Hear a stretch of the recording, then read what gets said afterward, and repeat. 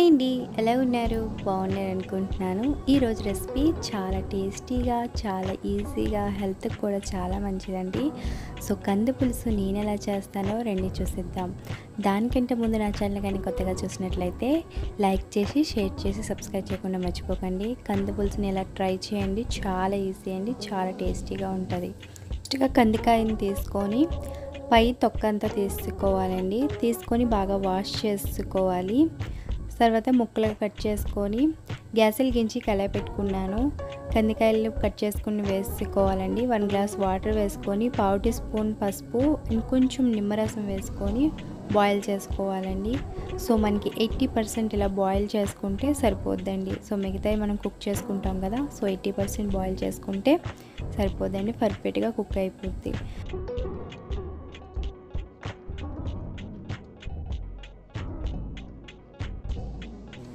బాగా బాయిల్ అయిపోయింది కదా, చూసారు కదా. ఇప్పుడు నేను గరిటెతో ఇలా పొడి చూసినా బాగా విడిపోతుంది అండ్ చాలా బాగా కుక్ అయిందండి. సో ఇలా కుక్ అయిపోతే సరిపోద్దండి. సో పక్కన పెట్టుకొని గ్యాస్ వెలిగించి కళాయి పెట్టుకున్నాను. సో ఫస్ట్గా మనం మసాలా ప్రిపేర్ చేసుకోవచ్చు.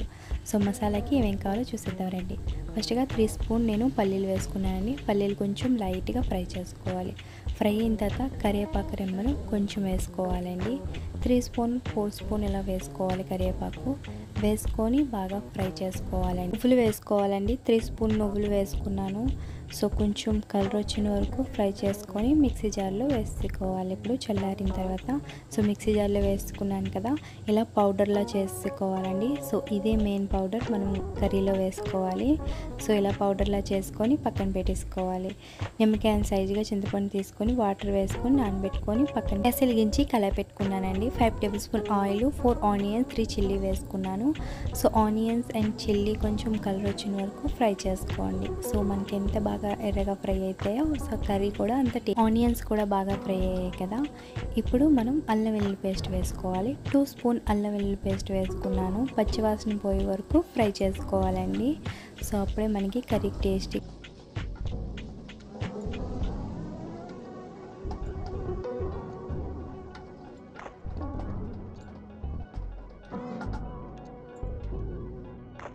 అల్లం వెల్లుల్లి పేస్ట్ కూడా బాగా ఫ్రై అయిపోయింది కదా.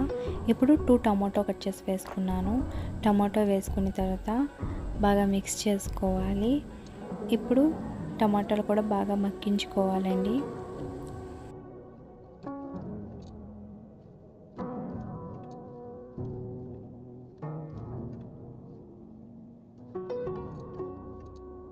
కూడా బాగా మగ్గింది కదా. ఇప్పుడు టేస్ట్కి సరిపడా సాల్ట్ వేసుకున్నానండి. 2 స్పూన్ కారం వేసుకున్నాను. కారం వేసుకున్న తర్వాత బాగా మిక్స్ చేసుకోవాలి. ఉడికించిన కంది ముక్కల్లో కూడా వేసుకోవాలండి. వేసుకొని బాగా ముక్కలకు పట్టేలాగా బాగా మిక్స్ చేసుకోవాలి. అండ్ చాలా టేస్టీగా ఉంటుందండి. డెఫినెట్గా ఒకసారి ట్రై చేయండి. అండ్ బాగా మిక్స్ చేసుకున్న తర్వాత 1 గ్లాస్ వాటర్ వేసుకోవాలండి. వేసుకొని బాగా మిక్స్ చేసుకొని మూత పెట్టి ఉడికించుకోవాలి.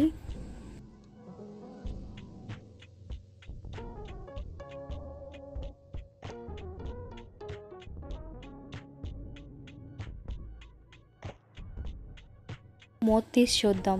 చూసారు కదా ఎంత బాగా ఉడికిందో. ఇప్పుడు ఇందాక మనం నానబెట్టిన చింతపండు రసాన్ని కూడా వేసుకోవాలి. వేసుకొని బాగా మిక్స్ చేసి ఇంకా దగ్గరికి అవ్వనిచ్చాలండి. దగ్గరికి ఉడికించుకోవాలి. మూత పెట్టి ఇంకా ఉడికించుకోవాలండి. సో పర్ఫెక్ట్గా ఉడికిపోయింది కదా. ఇప్పుడు మూత తీసి చూస్తే కొంచెం బెల్లం వేసుకున్నాను. ఇందాక మసాలా ప్రిపేర్ చేసుకున్నాం కదా, మసాలా కూడా వేసుకోవాలండి. వేసుకొని బాగా మిక్స్ చేసుకొని సో స్టవ్ ఆఫ్ చేసుకోవాలి.